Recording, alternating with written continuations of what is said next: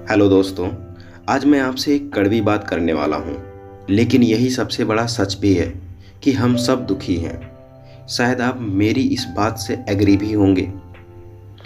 अब अगर दुखी हैं तो इसका कारण भी होगा, और अगर कारण है तो इसका निवारण भी होना चाहिए, क्योंकि अगर हमने निवारण मीन्स सॉल्यूशन खोज लिया तो दुख भी खत्म हो जाएगा। तो यहाँ पर गौतम बुद्ध का विचार है, जिसे हम 4 आर्य सत्य के नाम से भी जानते हैं। और उन्होंने कहा था कि पहला, संसार में दुख है। दूसरा, दुख का कोई न कोई कारण भी जरूर है। तीसरा, उस कारण का निवारण भी है, निवारण मीन्स सॉल्यूशन। और चौथा, निवारण के लिए रास्ता भी है। सो साथियों, आइए लेकर चलता हूँ उन 4 घटनाओं पर जिसकी वजह से उन्होंने संन्यास का मार्ग लिया और यह 4 आर्य सत्य हमारे बीच में दिया। तो एक दिन जब सिद्धार्थ सैर पर निकले तो उन्होंने देखा कि एक बूढ़ा व्यक्ति जो लाठी के सहारे कांपते हुए चल रहा था। फिर एक रोगी व्यक्ति को देखा, फिर उन्होंने एक अर्थी को देखा, और अंत में उन्होंने एक सन्यासी को देखा जो अपनी ही मस्ती में मग्न था। बुद्ध अभी तक महलों में रहते आए थे। उनके लिए यह तीनों घटनाएं बिल्कुल नई थी।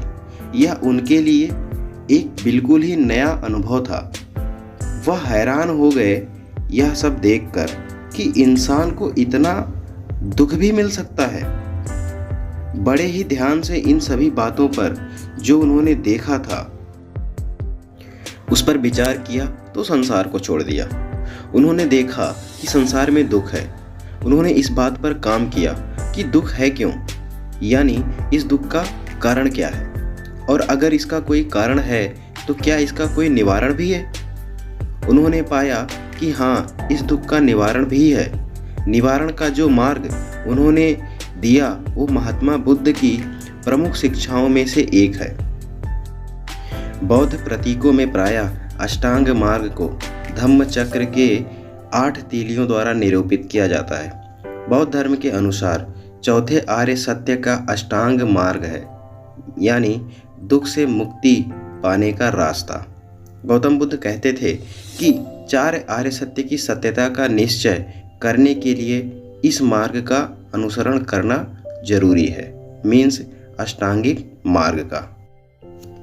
अब यह अष्टांगिक मार्ग क्या है, तो इसके 8 अंग हैं। चलिए मैं आपको एक एक करके बताता हूँ। सम्यक दृष्टि पहला, दूसरा सम्यक संकल्प, तीसरा सम्यक वचन, चौथा सम्यक कर्मांत, पांचवा सम्यक आजीविका, छठा सम्यक व्यायाम, सातवां सम्यक स्मृति, आठवां सम्यक समाधि। इस आर्य मार्ग को सिद्ध कर व्यक्ति मुक्त हो जाता है। इन 8 अंगों को 3 भागों में बांटा गया है। पहला प्रज्ञा, दूसरा शील, तीसरा समाधि, मीन्स प्रज्ञा, शील, समाधि। अब प्रज्ञा के अंतर्गत जो आता है वह है सम्यक दृष्टि, सम्यक संकल्प एंड सम्यक वाक। शील के अंतर्गत आता है सम्यक कर्मांत, सम्यक आजीविका। समाधि के अंतर्गत आता है सम्यक व्यायाम, सम्यक समाधि, सम्यक स्मृति। इस तरीके से इन 8 अंगों को 3 भागों में बांटा गया है, जो है प्रज्ञा, शील, समाधि। धन्यवाद।